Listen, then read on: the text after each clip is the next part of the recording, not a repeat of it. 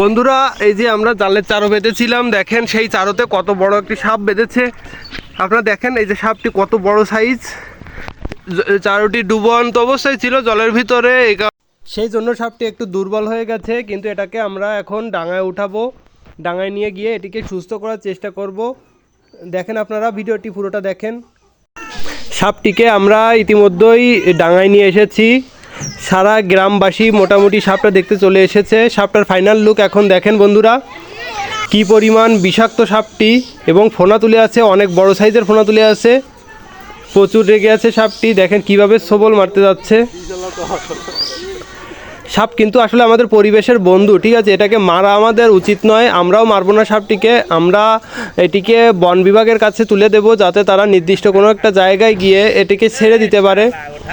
তাই জন্য আমরা বন বিভাগকে খবর দিয়েছি, যাতে সাপটি তারা দ্রুত এসে রেস্কিউ করতে পারে।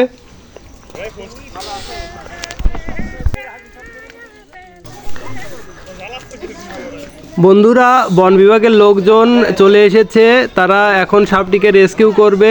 চারোর ভিতর থেকে সাপটিকে তারা উদ্ধার করবে এবং তাদের সঙ্গে করে নিয়ে যাবে। বন্ধুরা সাপটিকে নিয়ে যাওয়া হচ্ছে ফাঁকা একটি জায়গায়, যাতে করে রেস্কিউ করতে কোনো সমস্যা না হয়, কারণ অনেক বিষধর সাপ তো যে কোনো সময় কামড়ে দিতে পারে। তাই জন্য ফাঁকা জায়গায় নিয়ে যাওয়া হচ্ছে। এখন সাপটিকে তারা বড় সাইজের একটি কৌটার ভিতরে ঢুকাচ্ছে। দেখেন চারিদিকে হাজার হাজার দর্শক এসেছে সাপটিকে দেখার জন্য, সারা গ্রামবাসী চলে এসেছে সাপটিকে দেখতে।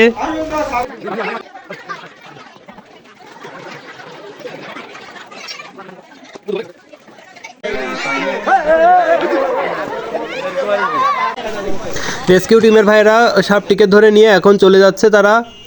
আসুন আমরা সবাই মিলে আমাদের পরিবেশ রক্ষা করি, বন্যপ্রাণী সংরক্ষণ করি। সবাইকে ধন্যবাদ বন্ধুরা, ভালো থাকবেন, সুস্থ থাকবেন।